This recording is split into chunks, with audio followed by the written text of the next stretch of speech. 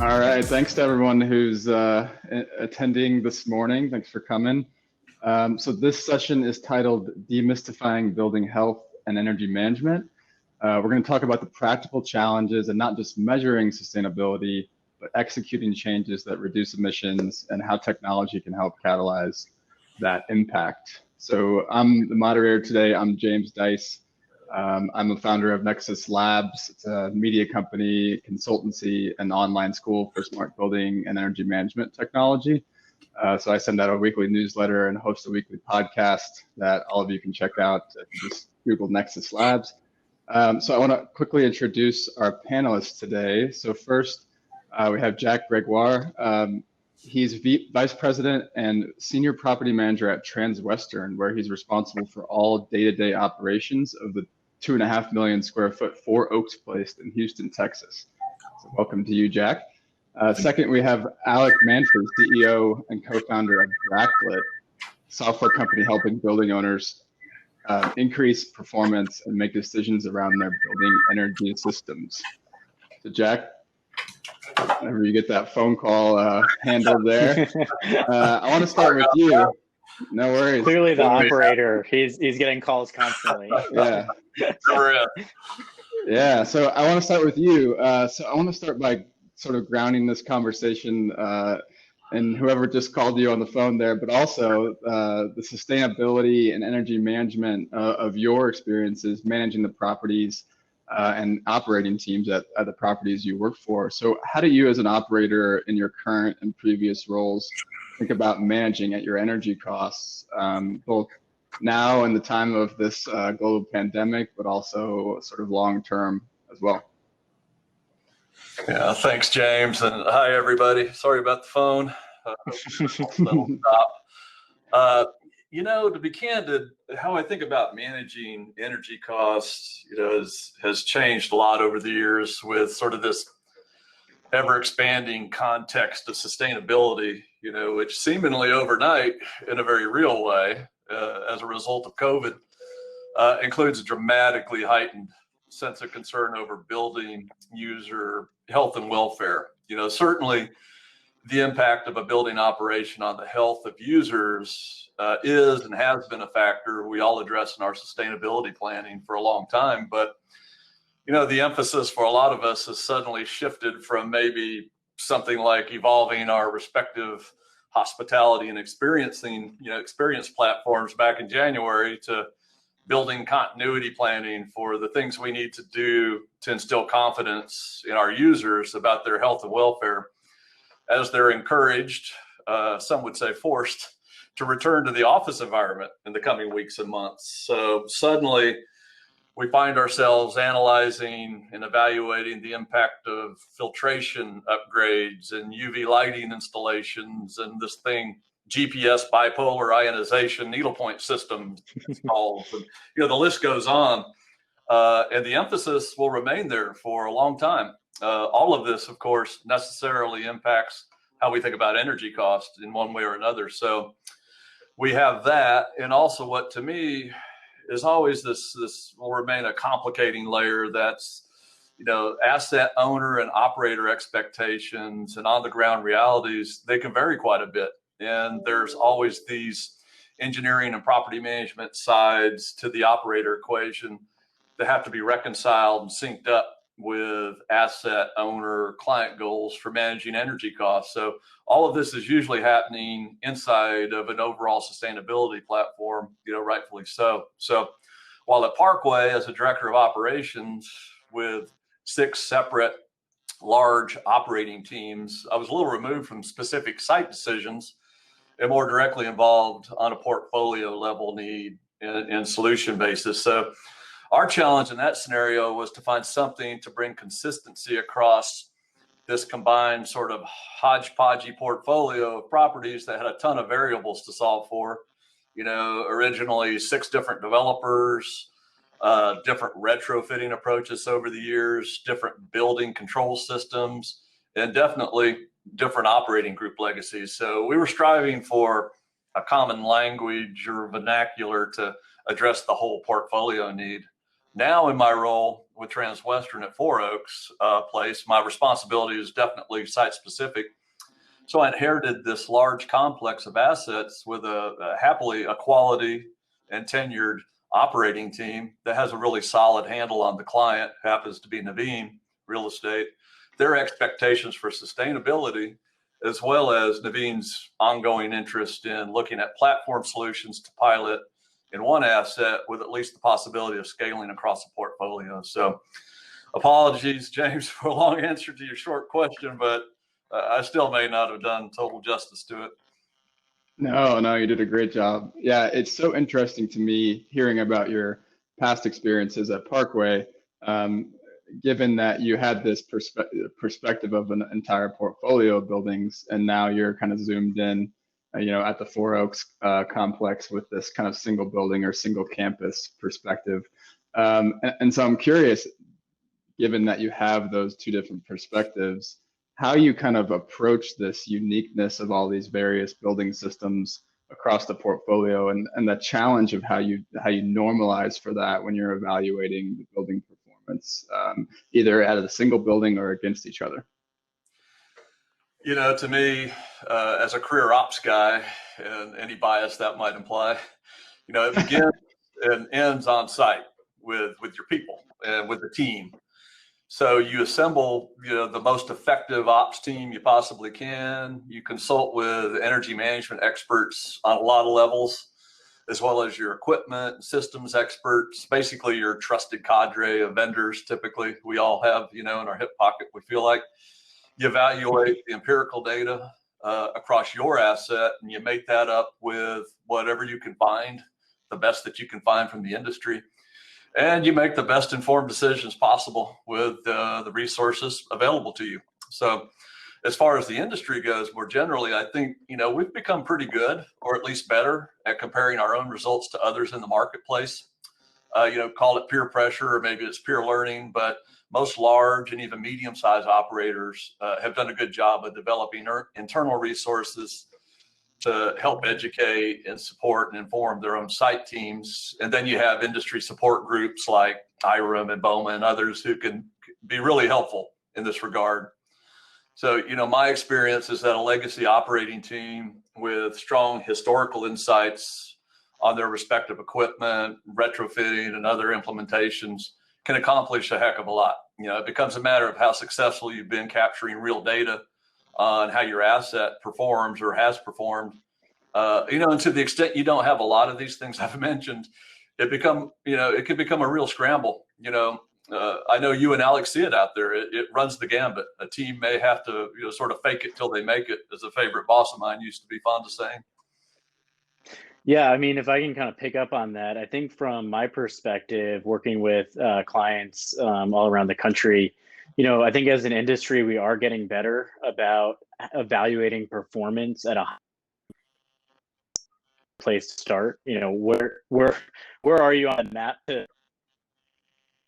But even as something as evaluating performance can actually be quite complicated. And I think that's one of the reasons why there's been a lot of challenges to build a holistic platform in this space. I mean, if you just take utility bills, for instance, and, I think the status quo, and I'm sure, Jack, you've been on the receiving end, and I know, James, you've been in these, but these massive utility spreadsheets that you try to maintain on a consistent manner, and you're dealing with different assets, and you're dealing with different energy types, whether or not it's electricity or district cooling or district heating or natural gas, and trying to just make it a little bit easier to create that automated process to bring in those utility bills. And it's challenging. I mean, you have to deal with all different utility types, utilities, and trying to do that at scale across a portfolio can be difficult. I always joke, utilities always seems like it should be the easy thing, but it's actually quite a bit more complicated when you get into it. But that's a really great starting point, because it allows us to bring that data into benchmarking certifications like Energy Star or LEED or GRESB. And I think the industry, while a lot of this is still done manual, and there's a lot of room for technology to improve that process and allow building teams to focus on operations, not collecting the same data multiple times in a given year and reporting it out to 6, 7, 8 different stakeholders. It allows us to start talking the same language from an industry perspective, just starting with where are we on the map in the first place, and let's use that as a starting place to move forward to improve building performance. Cool. Yeah, Alec, I'm also curious about your perspective with your clients sort of nationwide. I'm one of those energy nerds that's been doing benchmarking and spreadsheets for a decade now, but it really seems like benchmarking is kind of having a moment right now for many reasons. So can you tell us about kind of what you're seeing in the marketplace as far as the broader implications for benchmarking industry-wide? Yeah, well, I think you have to follow the money. I think it starts at both ends of that spectrum. And I think there's been a shift in how investors and also tenants are viewing their space, because they're more conscious of our impact that we're having on emissions and on the environment. So I think it's been starting in large part with both of those groups. So whether or not it's LPs investing in real estate funds, mandating reporting out of ESG practices as a starting place. I think that's been driven by a lot of the big pension funds domestically in the US as well as internationally, especially with European investors. I think Larry Fink with BlackRock, who came out with his philosophy that they really want to place sustainability at their center of investment focus, because they're taking a longer term horizon and understand that investments are going to be impacted in some way or another by climate change. And I think that also goes into how owners are assessing risk when they're buying assets as well, and trying to understand that. And then, of course, tenants have become more conscious. So whether or not it's companies either on the tech side like Google or Apple or Facebook, who have been leading the way on talking about emissions reduction, or just smaller tenants and buildings. I think as a society are caring more about this and asking for it. And so that's both, you have the investment pressure and the rent pressure, both bringing this together. And so I think we're at a really exciting moment where a lot of folks are talking about it. And of course, we have this summit that's specifically around sustainability, and I think that's a great indicator. Yeah, for sure. That's super interesting. So Jack, how do you view benchmarking in your operations, and how do your investors and other financial stakeholders view this approach? I think they're critical, because it's how the industry measures our success or lack thereof. You have to take them seriously and you have to understand them, but also remember, for me, it's a matter of perspective. And an ops team tends to look at benchmarks a little differently than, say, the director of asset management for a large national portfolio might.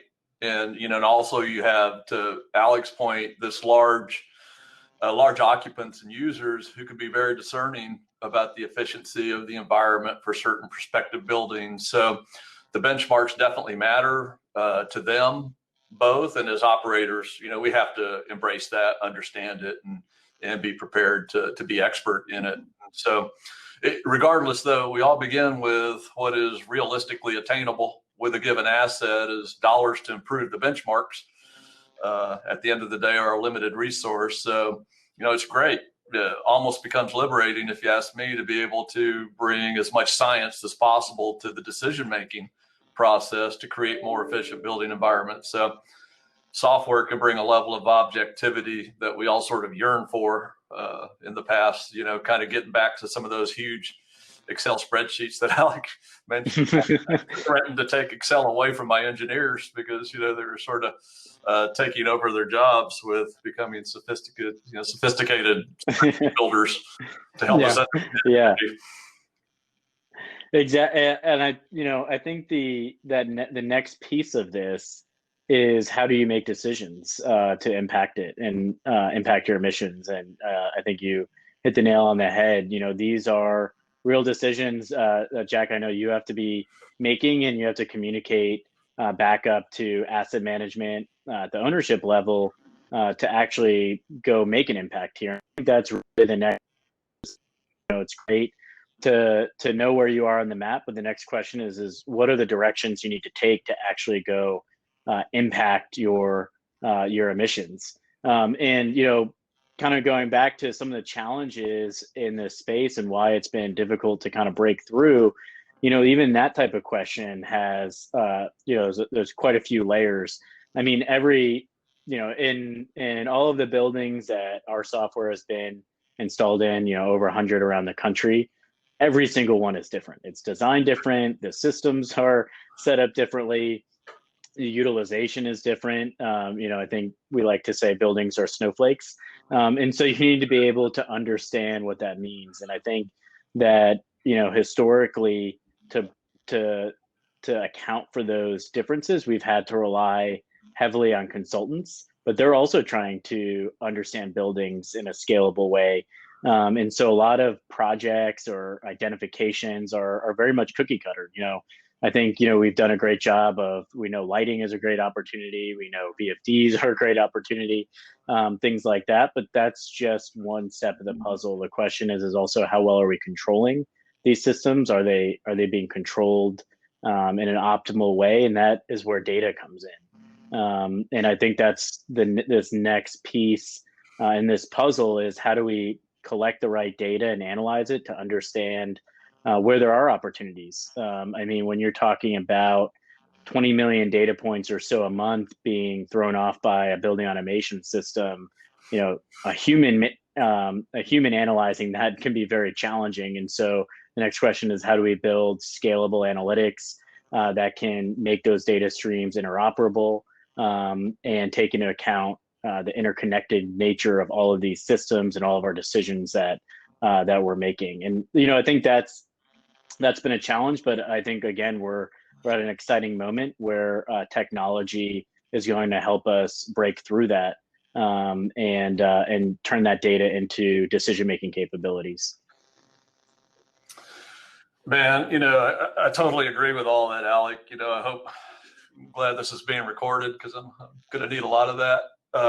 While at Parkway and now with Transwestern at Four Oaks, I think the ops team having a platform like Bractlet provides a fighting chance to put your operating teams across the portfolio kind of on the same page. Because to your point, otherwise, if you have 100 buildings, you have 100 different things happening. And you need something that brings some level of continuity and consistency. So likewise, it brings consistency to how you evaluate different buildings within the same complex, kind of like the situation I have here at Four Oaks. So the need is the same, even though the operating dynamic is obviously totally different, and it always will be.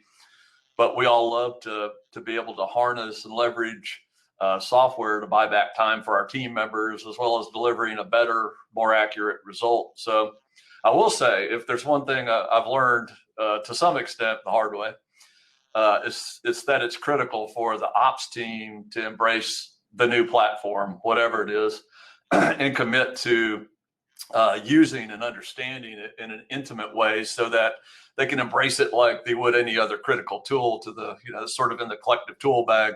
So you develop a trust in it, and you get past the old urge to doing things the way that we've always done them because it's comfortable and reliable to some extent. It sort of allows the tool to weed out the old hacks that aren't really sustainable and durable solutions for advancing sustainability at the asset level. So if we do that, suddenly we all look a whole lot smarter, I think. Yeah, I think that's a great point. And to kind of bring that back out, James, I know you've looked at hundreds of companies in this space in your role with Nexus and having founded that. I mean, where are you seeing the industry headed, and what are the limitations that you see still inherent within the industry? Yeah, I'd say, well, first, we can't overlook the role that Jack is playing inside of his organization. So I like to call this the smart building champion or some sort of internal champion. So he's driving away. He's driving the organization away from the status quo, and the status quo, like we said, is spreadsheets or sometimes even worse, right? So he's the one sort of marshaling the organization forward. And what I tell a lot of my clients is it's difficult to get projects off the ground if you don't have someone like Jack. So I think that's the first piece. The second piece is that, like we talked about earlier, a lot of buildings and the operations of the buildings are very siloed in their operations.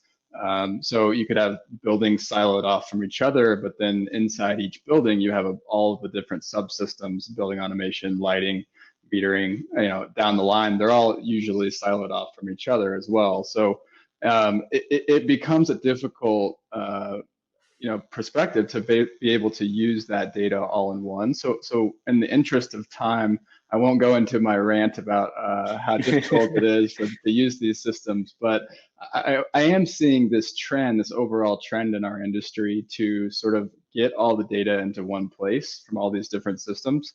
And once you have it in one place, be able to perform analytics to get insights on it. And that's kind of what we're talking about here with a platform like Bractlet and being able to provide Jack with insights for his decision making.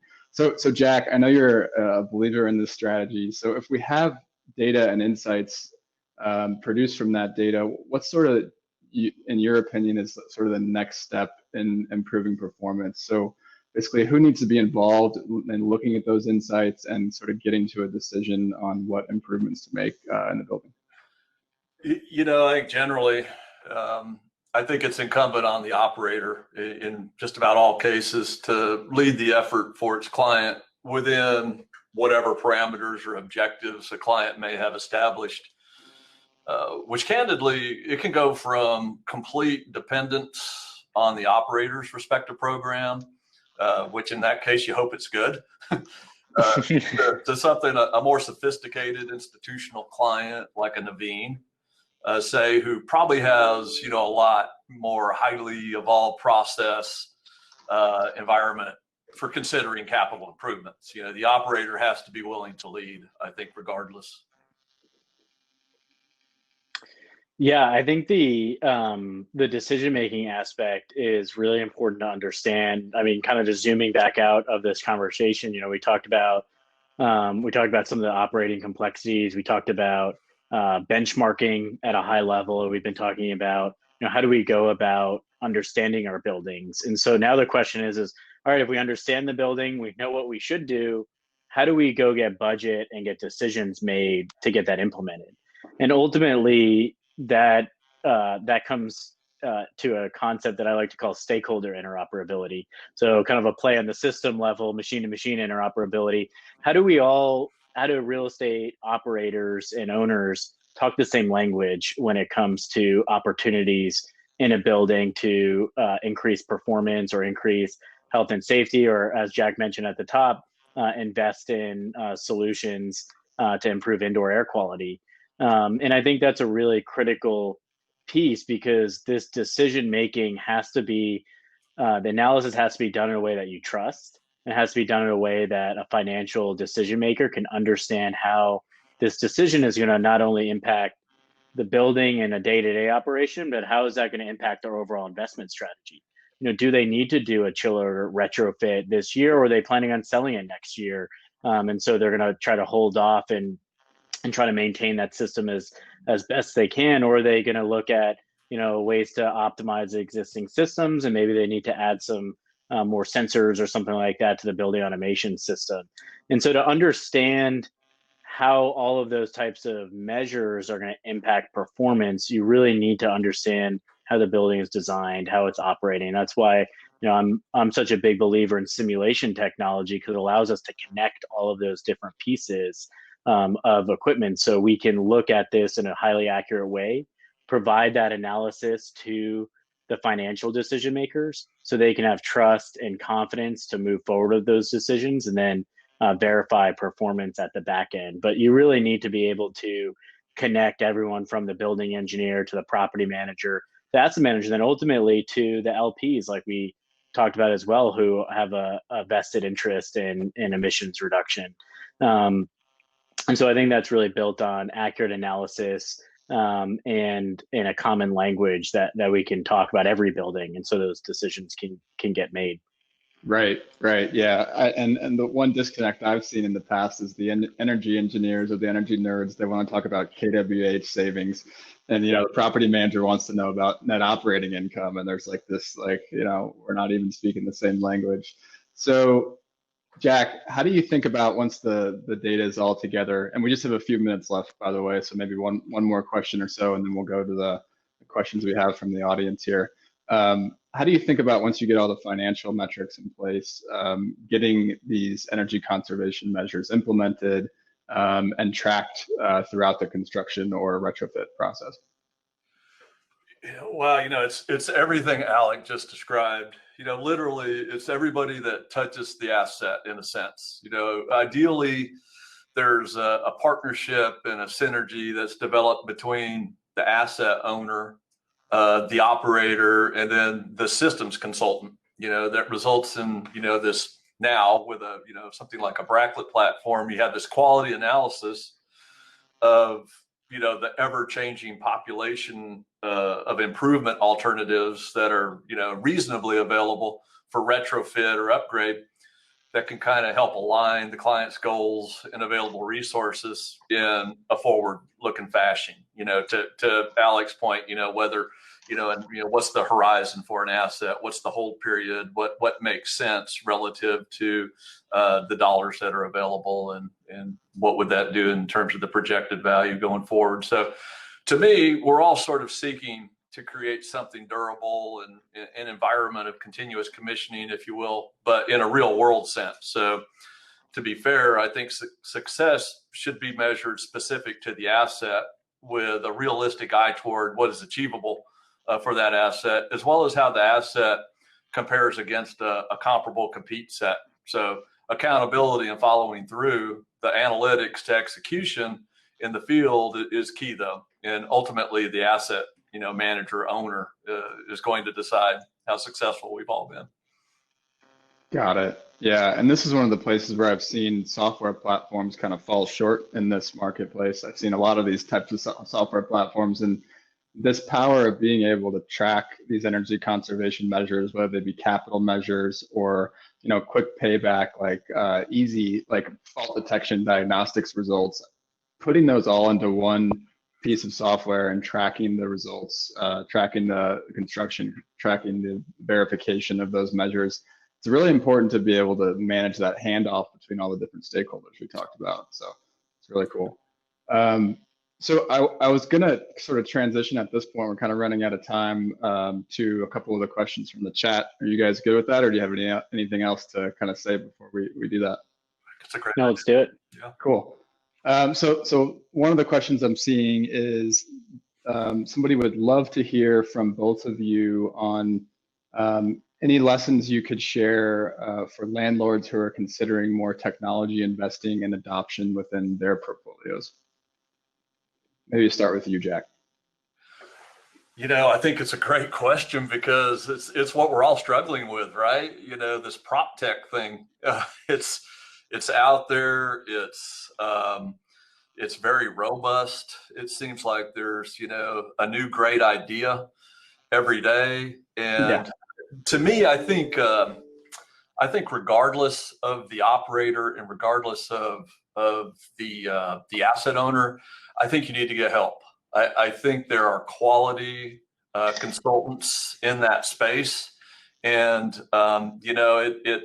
we just can't all be expert in everything. And there's so much going on that's good out there that figuring out how these different platforms can integrate and complement each other. What can you sort of drop that maybe has been in the platform for a number of years that maybe isn't, near as efficient as what's coming available. And again, always with an eye on the bottom line. It's hard for an asset owner to get excited about putting a $250,000 into a new solution that may be replaced by something better in a year that's 50,000. So a lot goes into those decisions, and you feel a lot of pressure over it. But to me, seek out, some assistance from someone you can trust that is equipped to analyze everything that's kind of coming out of the prop tech world, which is amazing to me. Yeah, there's a lot Yeah. coming out of the world. It's dizzying. Yeah, go ahead, Alec. I was just gonna jump in. I mean, I think I think especially now the complexity of the world we live in has gone up, and I think that's where technology can really help improve human efficiency and labor and help understand that complexity. And so you're not buried in a lot of spreadsheets. Things are more automated. Things are more in one place. You have the data that you need to make decisions. But then I think what's really important, and especially something that we've seen as our solution has gotten adopted or across portfolios, is when owners or folks in the property space are adopting technology, it's also really important to know that just by signing the invoice doesn't mean it's going to get adopted overnight. It actually is really a culture change that has to happen, and owners have to understand, look, this is something I need to stay on top of to make sure we're getting adoption. Jack talked about it at the front. When you're trying to change a culture from not using technology to using technology, that's quite a big leap forward for a lot of these organizations. And so I think it's important for owners looking to adopt technology to at least understand that and know that they might be an escalation point if their employees aren't using it.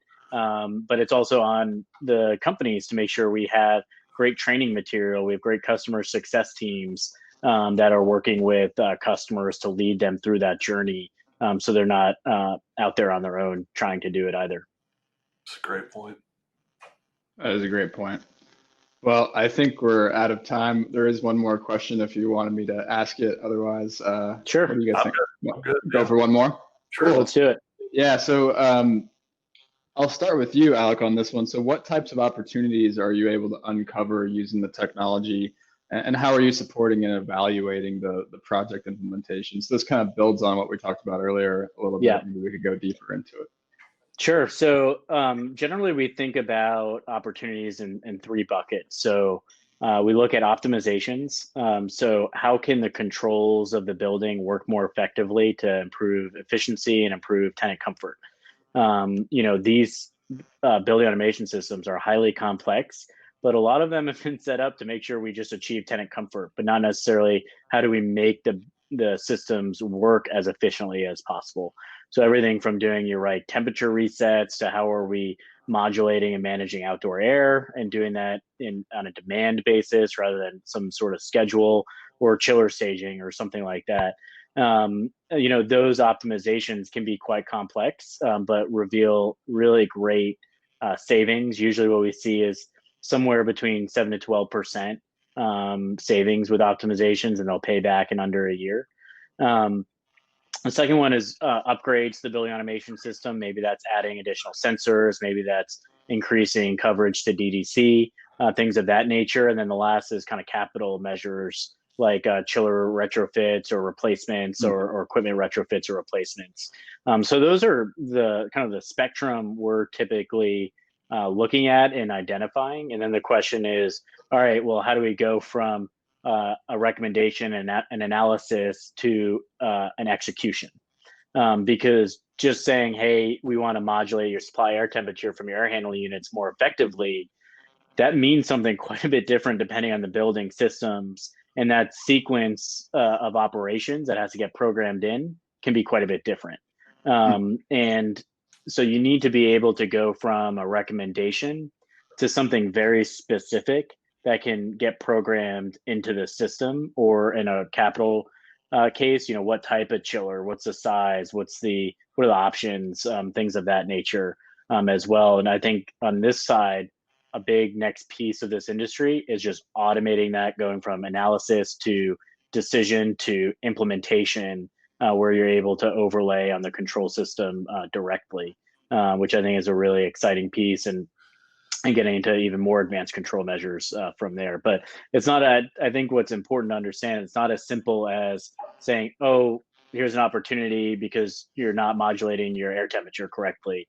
Going from that decision to execution is a bit more complicated than that. And so you need to be able to account for those variables and changes. Got it. Yeah, and it's something that I've spent a lot of time doing as well, energy modeling. We talked about spreadsheets, but also supporting my clients with trying to root through, like, okay, which measures should we implement and that sort of thing. So Jack, how do you think about that, given that you talked about your you have energy consultants that help you through this sort of things? How do you view the software tool coming in and being part of that team? You know, I think Alec absolutely nailed the answer to that question. I think about all I can add is just sort of this emphasis on the cultural shift. You know, it really is a paradigm shift for an operating team. You know, I saw it, you know, just like in vivid color at Parkway when we had these 6 really stellar chief engineers, guys with, you know, anywhere from 2 to almost 4 decades of operating experience, who had developed over time this, you know, a surprising loyalty to their respective building control system and how it had been utilized over the years, and really convincing those guys and the teams they were leading to trust, to learn, to accept this new tool as something that could really be transformative for them.